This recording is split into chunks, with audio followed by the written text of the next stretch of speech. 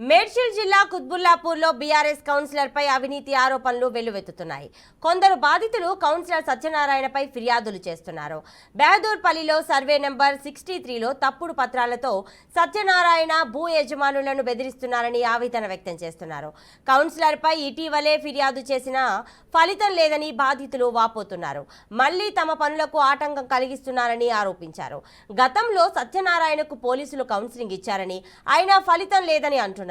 తమకు అధికారులు న్యాయం చేయాలని డిమాండ్ చేస్తున్నారు.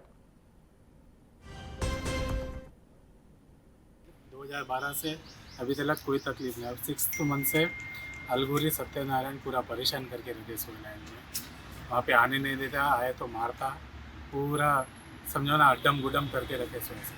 वो पीछे के लैंडा लेके ये करके पूरों को डरा के रखे सो। और मेरे को न्याय होना है। मैं प्रेस से अब एक रिक्वेस्ट कर रहा हूँ कि मेरे को न्याय होना है। एफआईआर भी हुआ है उनके ऊपर, तो भी वो छोड़ रहा नहीं है। एफआईआर हुआ, पूरा पावर बता रहा है उन्होंने वहाँ पे।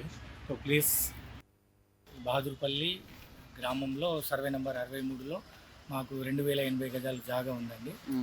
520 గజాల చొప్పున నలుగురికి 4 పార్ట్లు కలిపి 2080 గజాలండి. అది 2012 మే మంత్లో మేము తీసుకున్నామండి.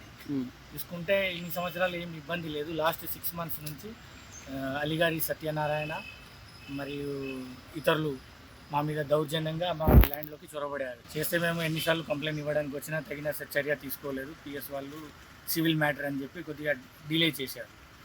తర్వాత మేము హయ్యర్ అఫీషియల్స్ దగ్గరికి వెళ్ళేసరికి ఎఫ్ఐఆర్ బుక్ చేయాల్సి వచ్చింది. సత్యనారాయణ మీద ఎఫ్ఐఆర్ బుక్ చేశారు. ఇప్పుడు మేము కోర్టు నుంచి ఇంజెక్షన్ ఆర్డర్ కూడా తీసుకొచ్చాము. కానీ దాని మీద చర్యలు సరిగా తీసుకోవట్లేదు. ఎందుకంటే పర్సనల్ ఇంట్రెస్ట్ లేదు ఎవరికి దాన్ని బట్టి. ఇది పెద్ద ఇష్యూ ఏం కాదు, చిన్న మ్యాటర్. అది అతని దగ్గర సరైన డాక్యుమెంట్స్ కూడా లేవు. మా దగ్గర అన్ని డాక్యుమెంట్స్ ఉన్నాయి విత్ ప్రూఫ్, రిజిస్టర్డ్ డాక్యుమెంట్స్, మేము కొన్న లింక్ డాక్యుమెంట్స్.